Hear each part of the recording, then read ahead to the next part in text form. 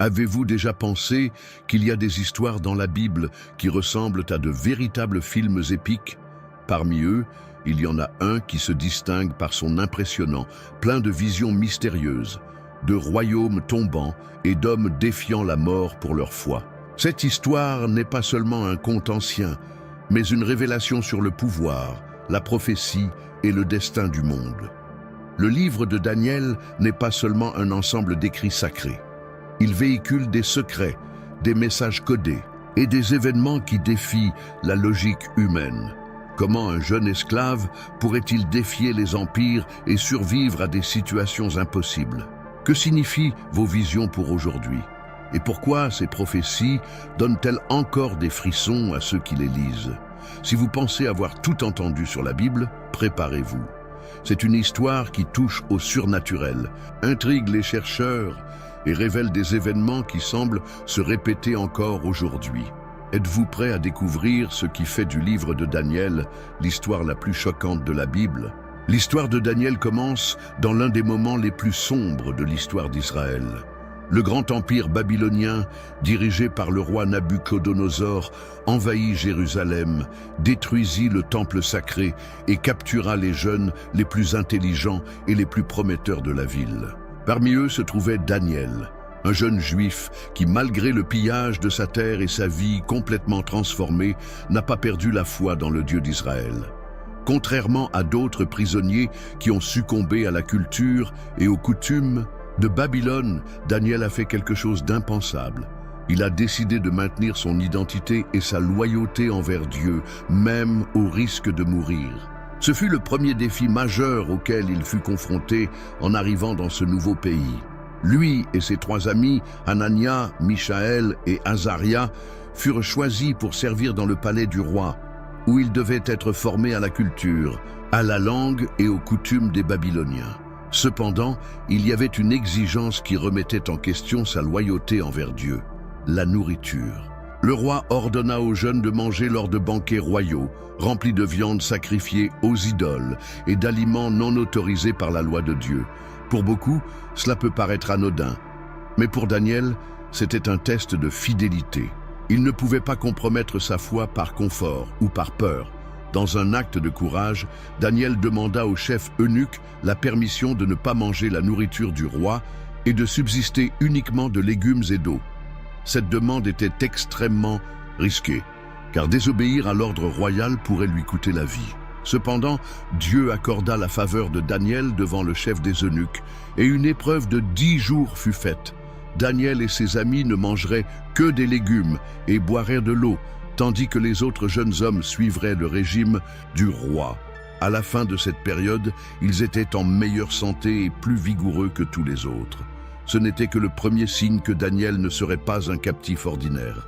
Non seulement il a survécu à la chute de sa nation, mais il est également resté fidèle à sa foi, même au sein d'un empire qui tentait de l'adapter à sa culture. Cette fidélité a attiré l'attention de Dieu, et l'histoire de Daniel commençait tout juste à se dévoiler. En plus de la nourriture, un autre grand défi auquel Daniel a dû faire face était de changer de nom. À Babylone, les noms avaient une grande signification et les jeunes Hébreux recevaient de nouveaux noms qui honoraient les dieux babyloniens. Daniel fut appelé Beltchazzar, tandis que ses amis reçurent les noms de Shadrach, Meshach et Abednego. Ce changement avait un objectif clair, effacer leur identité et leur faire oublier le Dieu d'Israël. Cependant, même face à cette tentative d'imposition culturelle, Daniel a maintenu sa conviction et a continué à vivre selon les principes divins. Au fil du temps, Dieu a honoré la fidélité de Daniel, lui donnant une sagesse et une intelligence bien supérieures à celles des autres jeunes hommes formés à Babylone. Lorsque le roi Nabuchodonosor testa les capacités des captifs, il découvrit que Daniel et ses amis étaient 10 fois plus sages que tous les magiciens et enchanteurs du royaume. Cette reconnaissance donna à Daniel une place de choix dans le palais royal, ce qui était impensable pour un esclave hébreu. La trajectoire de Daniel nous enseigne quelque chose de puissant. Même dans les pires circonstances, la fidélité à Dieu donne toujours des résultats. Il n'a pas cédé aux pressions, ne s'est pas conformé au système babylonien et n'a pas compromis sa foi pour des avantages temporaires. Son histoire nous rappelle que même lorsque tout semble être contre nous, ceux qui font confiance à Dieu et restent fermes dans ses principes sont soutenus par le Créateur lui-même. Daniel a commencé son voyage en tant que jeune captif, sans perspective d'avenir et apparemment sans pouvoir. Cependant, sa foi et son courage ont fait de lui l'un des personnages les plus importants de la Bible. Il serait confronté à des défis encore plus grands, mais son engagement envers Dieu resterait inébranlable. L'histoire de Daniel ne parle pas seulement d'un jeune homme fait prisonnier, mais aussi de quelqu'un qui a décidé de défier un empire avec son allégeance inébranlable au vrai Dieu. Nabuchodonosor, le grand roi de Babylone, était habitué au pouvoir absolu. Son empire était imposant, sa gloire incontestable et sa parole faisait loi. Cependant, quelque chose s'est produit qui a ébranlé sa confiance et l'a laissé mal, à l'aise. Un rêve étrange et inquiétant qui semblait porteur d'un message caché. Ce n'était pas un rêve ordinaire, et il le savait. Le roi se réveilla bouleversé, sentant que son rêve avait une signification bien plus grande que de simples images nocturnes. Mais il y avait un problème. Il ne se souvenait pas des détails du rêve, seulement du sentiment bouleversant qui l'accompagnait. Désespéré de comprendre ce que cela signifiait, Nabuchodonosor convoqua tous les magiciens, astrologues et sages de Babylone.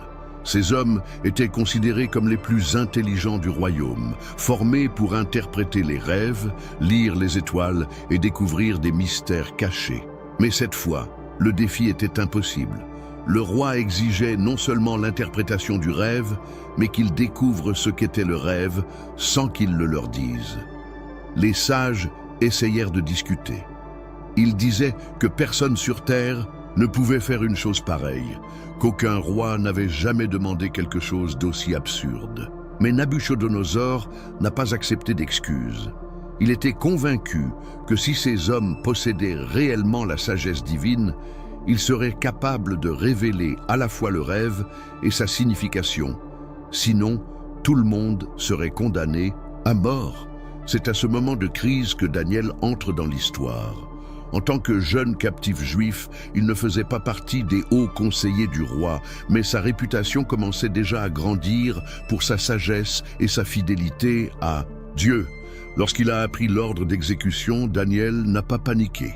Au lieu de cela, il fit quelque chose de surprenant. Il demanda du temps au roi et se retira dans la prière avec ses amis Anania, Michaël et Azaria. Il cherchait Dieu avec ferveur, demandant que le mystère soit révélé. Et puis, pendant la nuit, Daniel a eu une vision. Dieu lui a montré exactement ce dont Nabuchodonosor rêvait et la signification profonde de ces images. Le lendemain, Daniel se présente devant le roi avec un calme impressionnant. Il a commencé par préciser qu'aucun homme sur terre, aussi sage soit-il, ne pouvait révéler ce secret. Mais il y avait un Dieu dans les cieux qui révélait les mystères, et il avait décidé de montrer au roi l'avenir des nations. Puis Daniel décrivit le rêve de Nabuchodonosor en détail. Le roi aperçut une grande statue, imposante et brillante. Sa tête était d'or, sa poitrine et ses bras d'argent, son ventre et ses cuisses d'airain, ses jambes de fer et ses pieds mêlés de fer et d'argile. Alors qu'il contemplait cette majestueuse statue, une pierre fut taillée sans l'aide de mains humaines et heurta les pieds de la statue, la détruisant complètement. Ensuite, cette pierre a grandi jusqu'à devenir une grande montagne qui remplissait la terre entière. Nabuchodonosor était étonné. C'était exactement ce dont il avait rêvé. Mais qu'est-ce que cela signifiait?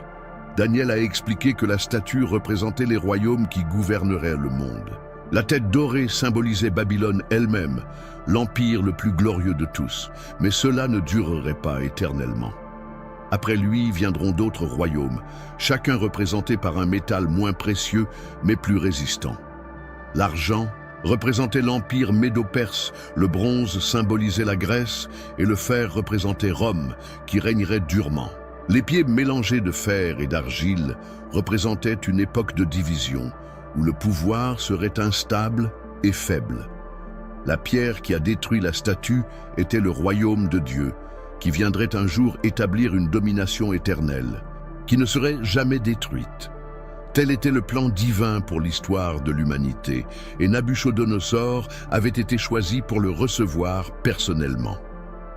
Le roi, qui était autrefois furieux et prêt à tuer tous les sages, s'inclina désormais devant la vérité. Il reconnut que le Dieu de Daniel était en fait le Dieu qui révèle les mystères. En récompense, Daniel fut exalté, recevant une position d'autorité sur toute la province de Babylone, et ses amis furent également promus. Cet épisode n'était pas seulement une démonstration de sagesse, mais un témoignage de la puissance de Dieu sur l'histoire. Nabuchodonosor, le dirigeant le plus puissant de la terre, a dû admettre que sa grandeur était entre les mains d'un Dieu bien plus grand que lui. Et Daniel, un jeune captif, a prouvé que la vraie sagesse ne vient pas des hommes, mais de Dieu. L'histoire de ce rêve impossible nous enseigne que Dieu contrôle les royaumes et que rien n'échappe à son plan. Même les dirigeants les plus puissants du monde ne sont que des éléments d'un objectif plus vaste. Pour ceux qui font confiance à Dieu, comme Daniel, il n'y a pas de mystère ni de défi impossible, car il révèle toujours le bon chemin au bon moment.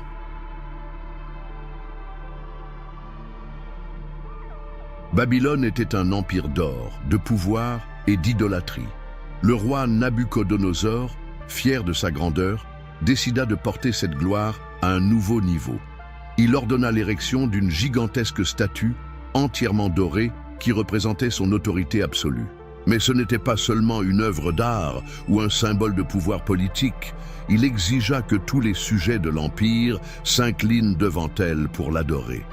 Quiconque oserait refuser s'exposerait à un sort terrible, la mort dans une fournaise ardente.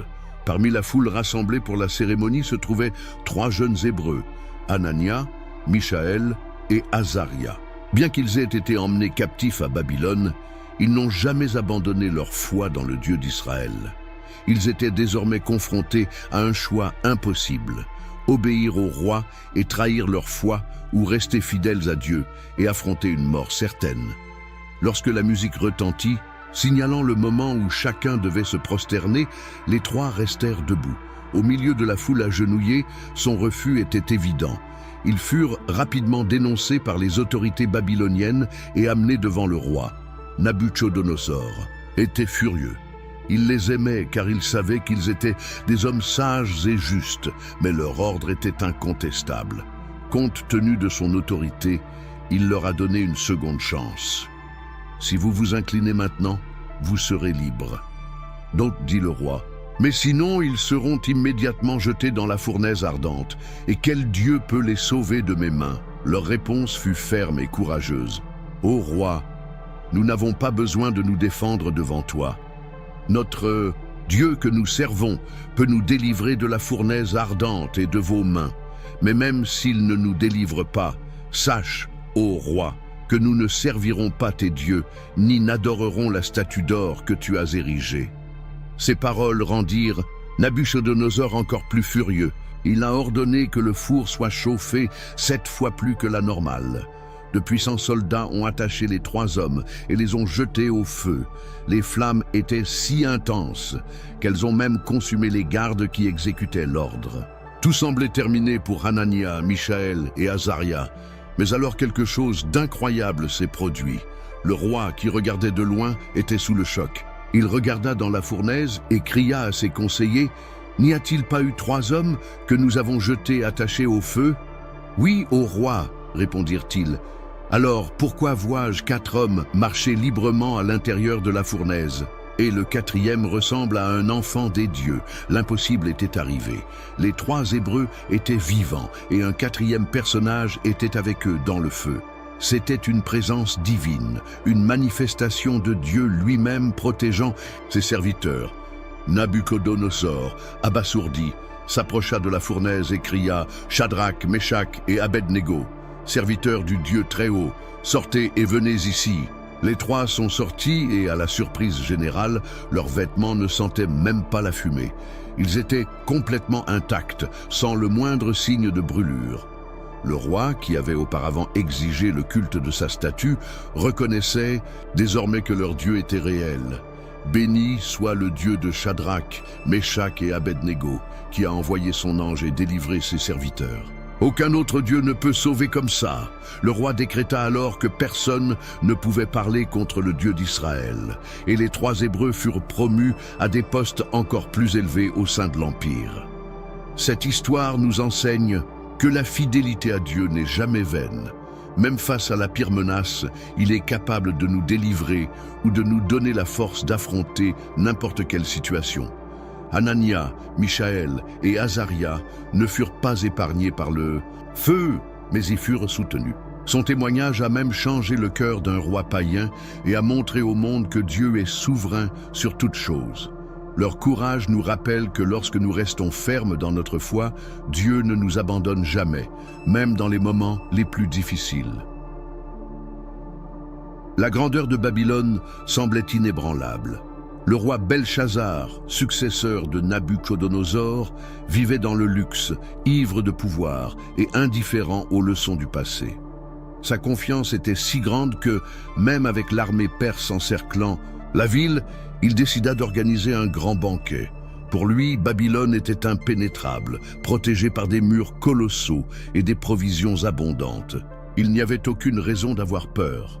Dans la salle du palais, éclairée par des torches dorées et remplie de tables somptueuses, le roi et ses nobles portaient un toast avec du vin servi à partir d'ustensiles sacrés pillés dans le temple de Jérusalem. Cet acte était une insulte directe au Dieu d'Israël, une démonstration d'un manque total de respect. Pendant que les invités riaient et se jetaient dans la fête, quelque chose d'inexplicable s'est produit. Soudain, une main surnaturelle apparut dans les airs et commença à écrire des mots mystérieux sur le mur du palais.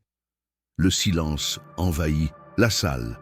Tout le monde était pétrifié à la vue de cette main spectrale, traçant des lettres inconnues sur la surface du mur éclairée par la lueur des torches.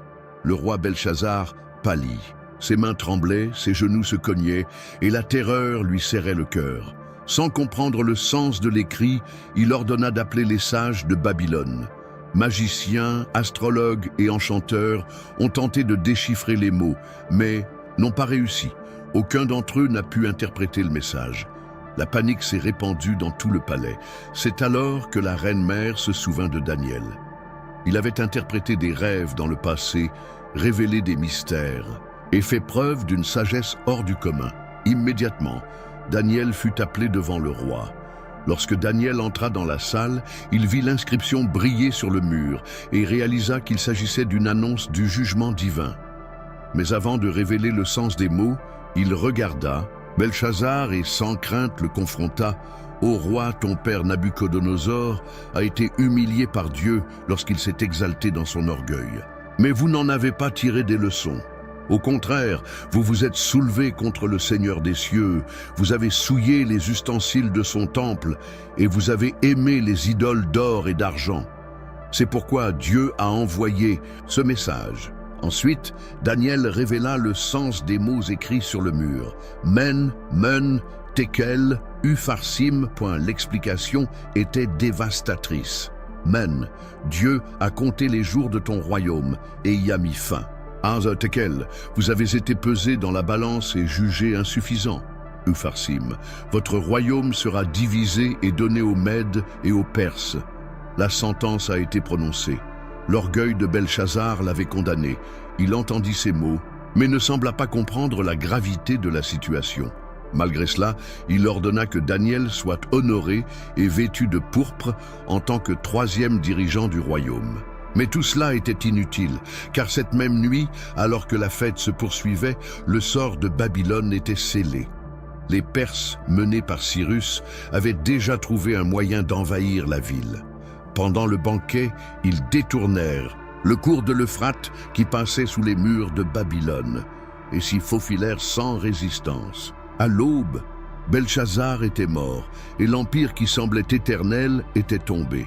Cette histoire nous enseigne qu'aucune forteresse, aussi imposante soit-elle, ne peut résister au jugement de Dieu.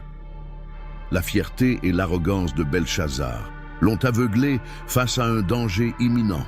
Il avait confiance en sa propre sécurité, mais ignorait les signes. Son royaume ne tomba pas à cause de sa faiblesse militaire, mais parce que Dieu en avait déjà décrété la fin. L'écriture sur le mur reste encore aujourd'hui un avertissement. Lorsque Dieu pèse les cœurs, il voit au-delà des apparences. Il ne mesure pas la richesse, le pouvoir ou la renommée, mais la justice et la fidélité. Ceux qui ignorent sa voix courent le risque, comme Belchazzar, de voir le temps s'écouler sans s'en rendre compte. L'empire babylonien avait été remplacé par le règne des Mèdes et des Perses, et le roi Darius régnait désormais fermement. Parmi les plus influents de son gouvernement se trouvait Daniel, un homme dont la sagesse et l'intégrité le distinguèrent de tous. Son accession au pouvoir n'a pas été appréciée par de nombreux responsables de la cour, qui le considéraient comme un obstacle à leurs ambitions. Incapables de trouver à redire à sa conduite, ils ont réalisé que sa seule vulnérabilité était sa dévotion à Dieu. Avec cette découverte, ils ont élaboré un plan astucieux.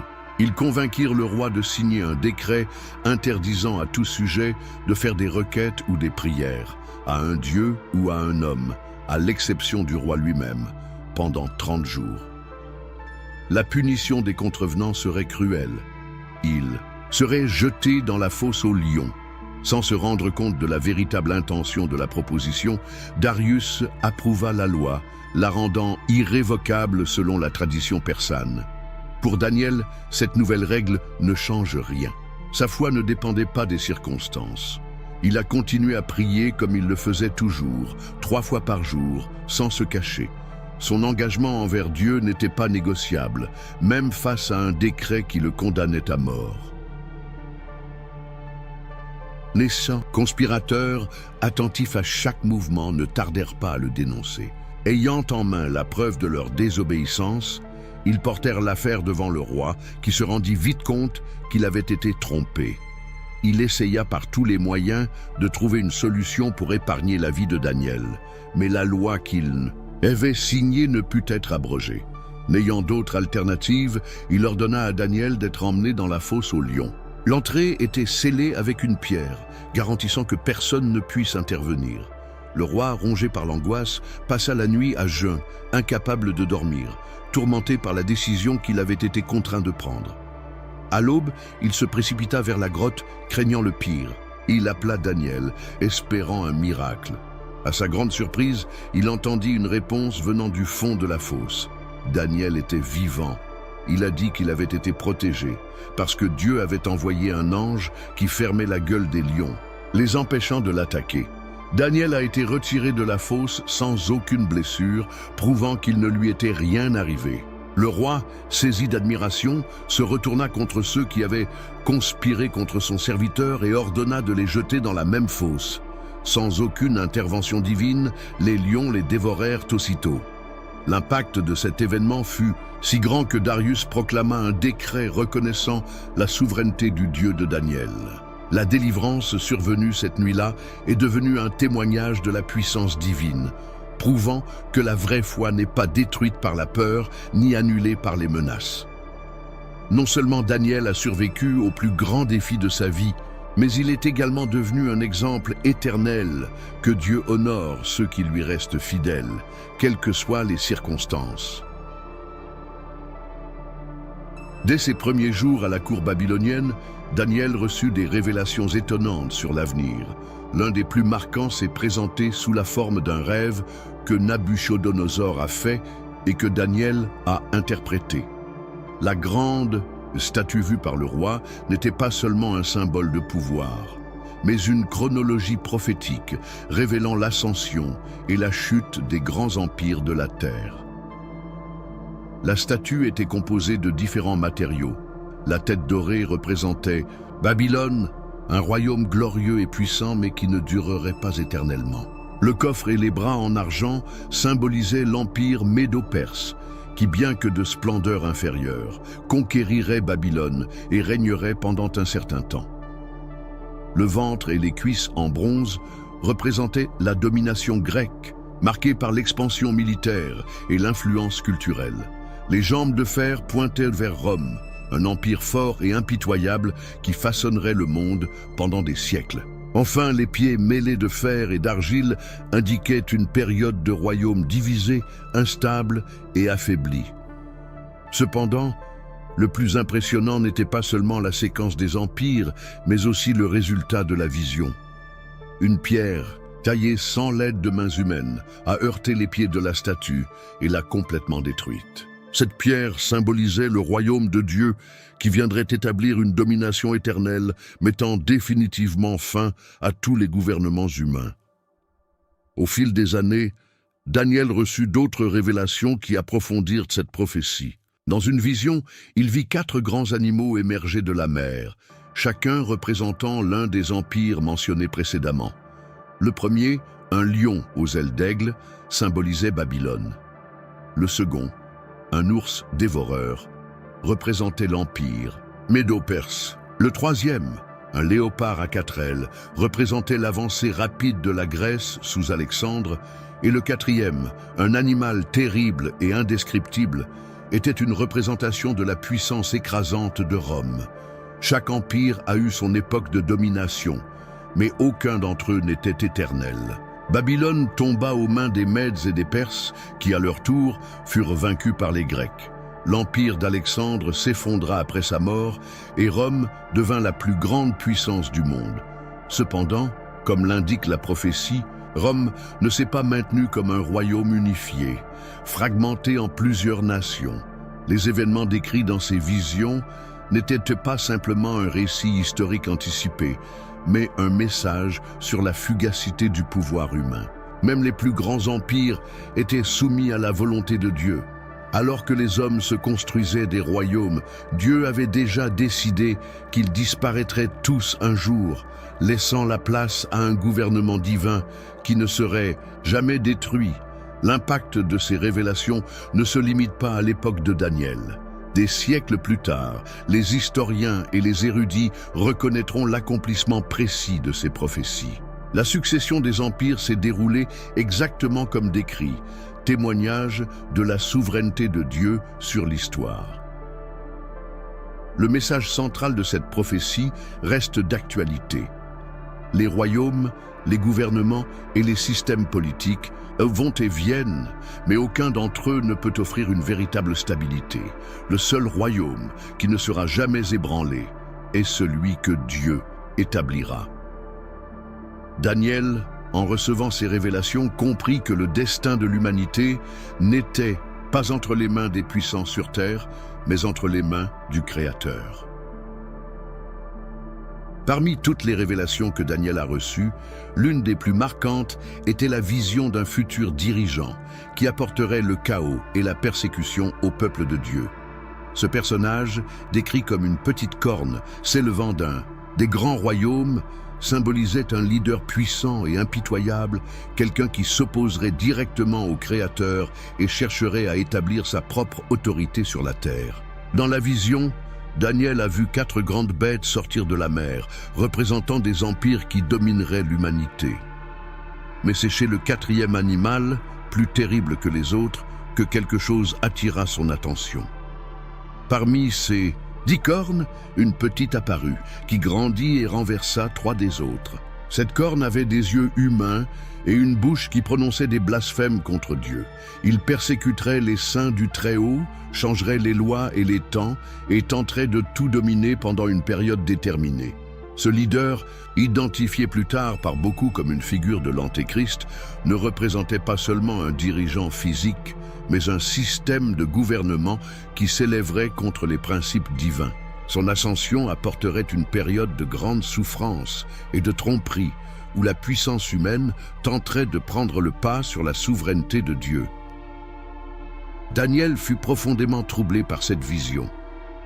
Il voyait que ce leader réussirait, pendant un certain temps, gouvernant avec brutalité et arrogance. Mais au milieu de ce scénario d'horreur, quelque chose de plus grave s'est produit. Il a été témoin de l'établissement du trône céleste. L'Ancien des Jours, représentant Dieu, prit sa place et ouvrit les livres du jugement, le pouvoir. De la petite corne a été retirée et elle a été détruite sans que des mains humaines ne la touchent. De plus, Daniel a vu une figure ressemblant à un fils de l'homme venant sur les nuées du ciel, recevant la domination, la gloire et un royaume éternel. Contrairement aux empires précédents, ce royaume n'aurait pas de fin et ne serait jamais corrompu. Cette vision n'était pas seulement une prophétie sur un avenir lointain. Il montrait le conflit entre le gouvernement humain et l'autorité divine. Une bataille qui s'intensifierait au fil des siècles jusqu'à atteindre son point culminant à la fin des temps. Le message était clair. Peu importe à quel point les royaumes de la terre montent en puissance et imposent leur volonté, ils ne seront jamais permanents. Le véritable gouvernement ne viendrait pas des mains des hommes, mais de Dieu lui-même. L'Antéchrist, qu'il soit une figure littérale ou un système de rébellion contre Dieu, aurait son temps, mais son sort était déjà scellé. Pour Daniel, cette révélation a apporté à la fois peur et espoir. L'avenir apportera des temps difficiles, mais la victoire finale n'appartiendra pas aux dirigeants de ce monde. Le jugement serait exécuté, et ceux qui resteraient fidèles à Dieu hériteraient du royaume éternel. La vision effrayante de la fin des temps était à la fois un avertissement et une promesse. La puissance humaine peut sembler imbattable pendant un certain temps, mais sa chute est inévitable. Ce qui restera sera le royaume divin, inébranlable et éternel. Parmi les nombreuses visions et révélations que Daniel reçut, l'une des plus impressionnantes fut la visite de l'ange Gabriel. Tout au long de sa vie, Daniel a cherché Dieu avec ferveur, cherchant à comprendre les mystères de l'avenir et le destin de son peuple. En réponse à leurs prières, Dieu a envoyé Gabriel pour apporter un message qui allait changer leur compréhension des temps à venir.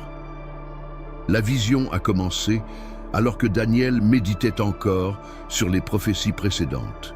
Il essaya de comprendre les événements qui avaient été révélés et cria à Dieu pour lui demander sagesse. C'est alors que tout à coup, Gabriel apparut devant lui. La présence céleste était si puissante que Daniel tomba à terre, envahi par la peur. L'ange apporta une révélation qui allait au-delà des royaumes terrestres et de la succession des empires. Il a parlé d'une période spécifique, connue sous le nom de 70 semaines, un calendrier prophétique qui pointait vers des événements cruciaux dans l'histoire d'Israël et du monde. Durant cette période, des événements tels que la venue du Messie, sa mort et le jugement futur ont été marqués. Gabriel a révélé que, depuis l'ordre de restaurer Jérusalem jusqu'à la venue de l'Ointe, il y aurait un temps déterminé. Il parlait de temps difficiles, de guerre et de désolation, mais aussi d'une promesse. À la fin, Dieu réaliserait ses projets et apporterait la rédemption. La prophétie apportée par Gabriel n'était pas seulement un aperçu d'un avenir lointain. C'était un rappel que Dieu contrôlait l'histoire, dirigeant les événements selon son dessein. Daniel, même sans comprendre tous les détails à ce moment-là, réalisa que sa nation n'était pas oubliée. Cette révélation était l'une des plus profondes de toute la Bible, car elle établissait une chronologie exacte des événements qui affecteraient non seulement Israël, mais toute l'humanité. Gabriel n'est pas venu seulement comme messager céleste, mais comme instrument pour montrer que le plan de Dieu suivait un timing parfait. Daniel, touché par tout ce qu'il entendait, est resté dans la prière et le jeûne, cherchant à mieux et comprendre le sens du message. Son cœur était concentré sur l'avenir de son peuple et sur l'accomplissement des promesses divines. L'apparition de l'ange Gabriel nous enseigne que Dieu répond à celui qui le cherche sincèrement. Non seulement il révèle des mystères, mais il montre que chaque événement se produit dans le cadre de son plan parfait. Ce qui semblait incertain à Daniel était en fait un projet déjà établi par Dieu, et Gabriel fut envoyé pour réaffirmer cette vérité. Les révélations que Daniel a reçues tout au long de sa vie ont abouti à un aperçu étonnant des derniers événements de l'histoire de l'humanité. Déjà âgé, et profondément dévoué à la prière, il reçut à nouveau la visite d'une présence céleste qui lui apporta une vision encore plus détaillée du destin des nations et de ce qui allait se passer dans les temps récents. Cette fois, Daniel a vu se dérouler un grand conflit spirituel.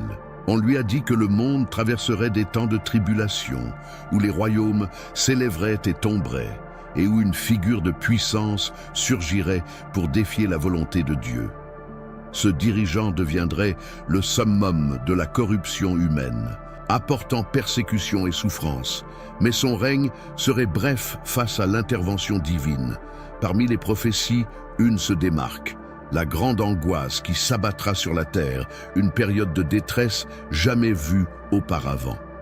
Le messager céleste expliqua que ce serait un temps de purification, où beaucoup seraient testés et où la véritable justice de Dieu serait établie.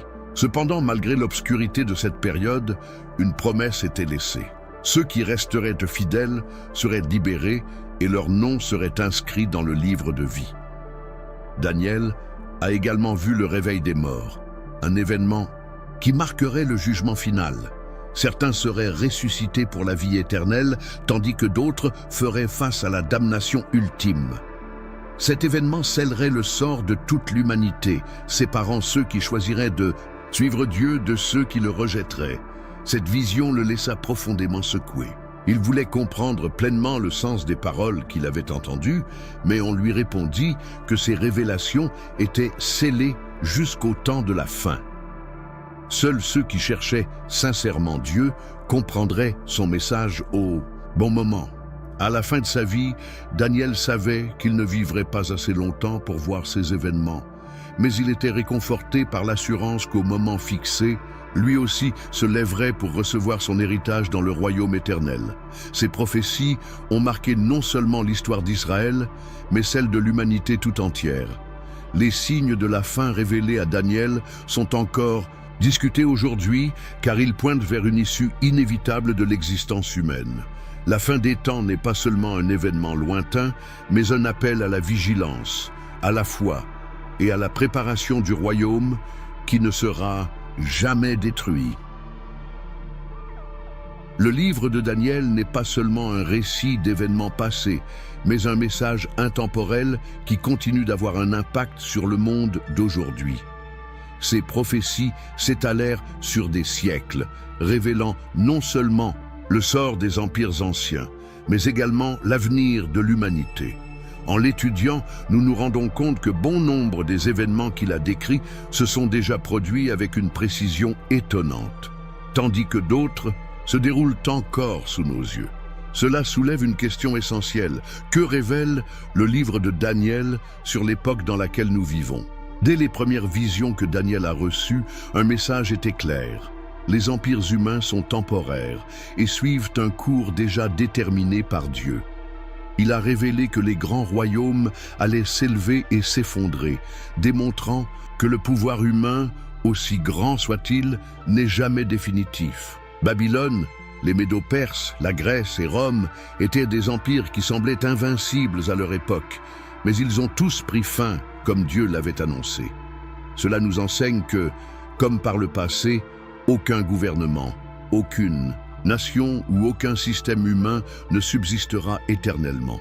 Le monde est en constante évolution, mais la souveraineté de Dieu reste inébranlable. Cependant, les prophéties de Daniel ne parlent pas seulement du passé. Ils évoquent une période de tribulation qui s'abattrait sur le monde avant l'intervention finale de Dieu. Une période marquée par l'instabilité, les conflits et la montée de dirigeants qui défient l'autorité divine. Le prophète décrit l'arrivée d'un dirigeant arrogant, représenté par la petite corne dans sa vision, un dirigeant qui cherchera la domination absolue et se retournera contre les fidèles. Ce personnage est souvent associé à l'Antéchrist, qui régnerait avec tromperie et oppression, essayant d'établir son propre royaume sur terre. En regardant l'actualité, nombreux sont ceux qui se demandent si nous approchons encore de ce moment. Les guerres, les crises économiques, les persécutions religieuses et l'instabilité mondiale croissante sont des signes qui correspondent aux descriptions prophétiques. Daniel a révélé que dans les derniers jours, il y aurait une augmentation de la connaissance et de la recherche de la vérité, mais aussi une augmentation de la tromperie et de la corruption. Cela nous amène à réfléchir à la direction que prend le monde et à la manière dont nous devrions nous y préparer. Malgré les avertissements concernant les temps difficiles, le livre de Daniel apporte également un message d'espoir. Il nous rappelle que Dieu contrôle l'histoire et que les événements du monde ne surviennent pas par hasard. Même lorsque tout semble incertain, un plan plus vaste se dessine. La vision de la grande statue de Nabuchodonosor se termine par un rocher taillé sans l'aide de mains humaines, détruisant tous les royaumes de la terre et établissant un gouvernement éternel. Ce rocher représente le royaume de Dieu, qui sera un jour établi et ne finira jamais. Cela signifie que quels que soient les défis auxquels nous sommes confrontés, la promesse d'un avenir gouverné par la justice et la paix demeure. Le livre enseigne que ceux qui restent fidèles, comme Daniel l'a fait tout au long de sa vie, seront récompensés. Il a été jeté dans la fosse aux lions pour ne pas avoir compromis sa foi, mais Dieu l'a délivré. Ses 3 amis furent jetés dans la fournaise ardente pour avoir refusé de se prosterner devant une idole, mais ils en sortirent indemnes. Ces histoires ne sont pas seulement des récits anciens, mais des témoignages de ce que signifie faire confiance à Dieu dans les moments d'adversité. Daniel a également reçu une vision sur la résurrection des morts et le jugement final. Il a vu que les justes seraient récompensés par la vie éternelle, tandis que ceux qui rejetaient Dieu feraient face à la damnation. Cet enseignement renforce le fait que nos choix ici sur terre ont des conséquences éternelles. Il nous rappelle que même lorsque le mal semble prévaloir, la justice de Dieu ne faillit pas. Un autre point essentiel du livre de Daniel est l'importance de la vigilance et de la préparation spirituelle. Il nous enseigne que nous devons rester attentifs aux signes des temps et fermes dans notre foi. Tout comme Daniel recherchait constamment Dieu par la prière et l'étude des Écritures, nous devons également nous fortifier spirituellement pour faire face aux défis des derniers jours. Aujourd'hui, le livre de Daniel continue d'être une source de conseils et d'encouragement. Il nous rappelle que rien n'arrive sans la connaissance de Dieu et qu'à la fin, il triomphera de toute injustice. Le temps des royaumes humains prendra fin, mais le royaume de Dieu demeurera pour toujours. Compte tenu de cela, la question qui demeure est la suivante. Sommes-nous prêts pour ce jour? Merci beaucoup d'avoir regardé cette vidéo jusqu'à la fin. Maintenant, dites-moi, qu'avez-vous le plus appris de cette vidéo? Dieu est là-haut, personne l'a vu. Il n'a que faire de vos statuts. Il méprise toutes les religions. Leurs adeptes sont des cons. Dieu s'endort mais sans armure. D'un souffle il brise tous vos murs. Vos cœurs d'esclaves sont impurs.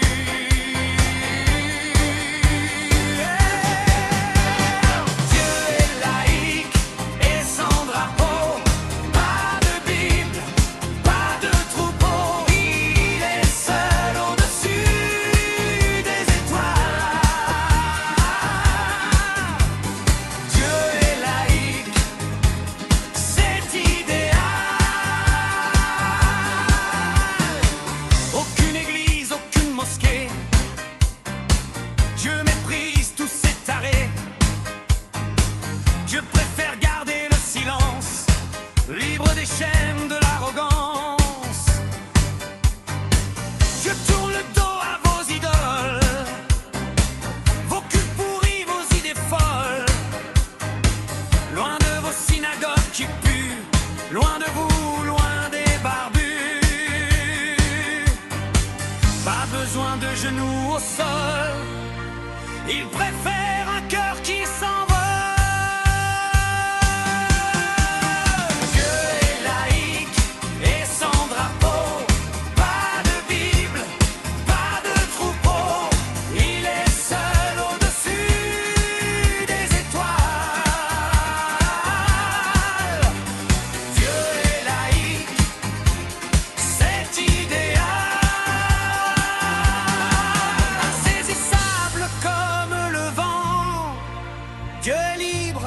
indépendants. Les religieux tomberont dans l'oubli pour toujours plonger dans la nuit.